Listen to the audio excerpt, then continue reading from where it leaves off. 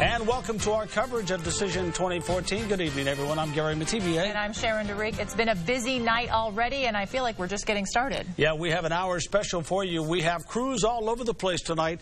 Des Moines, Iowa City, Davenport, Rock Island, covering election results and at campaign watch parties all around the area with the candidates as the results come in.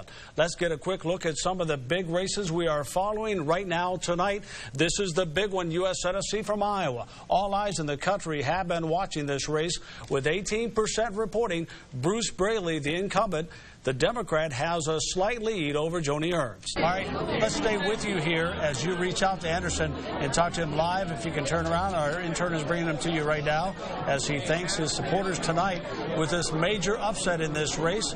See if we can get him through the crowd here. It's kind of hard, but let's take a look at the numbers first. Let's go right now back to Courtney Yoon in Rock Island, who is covering the Bustos camp, as well as Jacobs. Any reactions so far from your vantage point tonight, Courtney? Some major upset tonight. Bruce Rauner, who has been building a lot of momentum as well tonight, beating incumbent Pat Quinn, the Democrat in this race, the first Republican in many years. Let's go to Republican headquarters right now in Rock Island County, where I believe we have Katie Alexander standing by live. Katie, if you can hear me, we're going to hang with you just for a moment here because we do anticipate the word getting there pretty quickly. You have two big wins there already tonight. This would be a major win as well. It's amazing that this room is not reacting yet, but we know it is coming. And what an incredible night. And there's already such a sense of energy in that room behind you. When we take a break here, we'll give you a moment to grab the remote and flip that TV over for him. Then you'll hear some celebrating in that room from those Republicans in Rock Island County tonight. Yeah, they can hear it first from us, that yes. Bruce Rauner being declared the governor-elect of the state of Illinois. Much more coverage here to come on Kwqc as Decision 2014 continues after a quick break.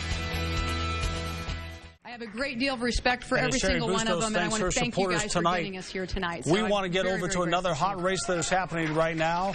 There has been a winner declared. Joni Ernst has just been called as the U.S. Senate, winning that seat over Democrat Bruce Braley. And Terry Branstad making history just a little while ago, the longest-serving governor. Joni Ernst right now making history tonight. The first woman Iowa has set to the Senate. Remarkable night for the Republican Party overall. We have more to come tonight. We will check around with our crews from Rock Island to Davenport to Des Moines to Iowa City when Decision 2014 continues. Of course, Kwqc.com for more information on some of the more local races, as well as a complete recap of all that has happened so far tonight. Yeah, and of course we'll have more results for you tomorrow morning starting at 4:30 on our early morning news, Quad Cities Today. More reaction in that newscast as well as things start to shake out throughout the night. But for all of us, all of the staff behind the scenes as well, doing a great job here tonight. You've been watching Decision 2014 coverage here on Kwqc. Thanks for watching and have a great night.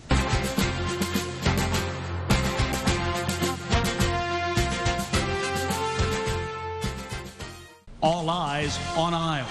PACs and super PACs pumping millions into this contest. Joni Ernst is with us. But Congressman Braley voted against your rights. Hoping to win one of the most hotly contested races in the nation. Because I'll go to Washington as a mom, a soldier. I'll work with anyone who will help solve the tough problems that we face. Ad campaigns making national headlines. Let's make them squeal. Joni Ernst ads are hard to forget, but her record just doesn't cut it. All to win a key seat, long held by a Democrat and now up for grabs. Republican State Senator Joni Ernst taking on four-term Democratic Congressman Bruce Braley. It is still too close to call. Tonight, head-to-head, as the country watches, this is Decision 2014, debate for Iowa's next senator. Charles Collins from Bettendorf is a new enrollee under Obamacare. He's heard Joni Ernst say that she would work to repeal it. He asked, have you given any thought to how individuals in my situation won't lose coverage should the repeal occur? And Randy and Ellen of Clinton say his employer dropped coverage because of Obamacare, and he asked, what do you tell the people who lost their health insurance because of Obamacare? Thank you. Well, since we're on a war of words here. There's been a direct attack. There's been applause. I think, Gary, that I should have an opportunity to respond. 30 seconds. Please go ahead.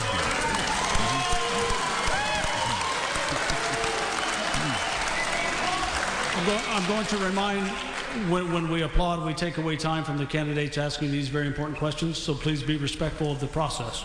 Thank you. Thank you, Gary. In about the 2 minutes that we have prior to the break, you can integrate that if you can into this question. A lot of viewers asking this question. Did you, Joni Ernst, sign a pledge with the Koch brothers? No, I have not. No, I have not signed a pledge with the Koch brothers. Congressman Braley, the same sort of question for you. Is this part of a Democratic strategy to frame Republicans across the country in aligning them with a multi-billion-dollar corporation? 1 minute, please, to respond to this Facebook question from Bobby Carson. From the heart, how do you feel our country is doing? Do you recognize the desperation and concern that the American people have? I would like to thank you both for a very insightful and spirited debate. A steady course for the future. And 4 years ago, I came back to lead the Iowa comeback, and we've done it. Or time for a change. And we will have enough opportunities to show the differences between Governor Branstad and myself. That's the choice facing Iowa voters this fall. As one of the longest-serving governors in U.S. history, Republican Terry Branstad aims for 4 more years and a 6th overall term. His challenger, Democratic State Senator Jack Hatch, with a 22-year career in the Iowa House and Senate. He wants Iowans to make a new choice for a new direction. Tonight, from Burlington, Iowa, tackling issues from jobs. At the end of last year, the end of 2013 to August of 2014, 350 additional jobs in the city. To taxes and tax breaks. Lower taxes or more proof of where the money is going that we're paying. The economic development that the fertilizer plant is bringing to us is a huge positive for not only Southeast Iowa, but West Central Illinois. To education. Each year we have to make more budget cuts. Both candidates make their case to you, the voter. From KWQC TV6, the Hawkeye, and the Greater Burlington Partnership, from Edward Stone Middle School in Burlington, Iowa. This is a Decision 2014 special. The debate for Iowa governor starts right now.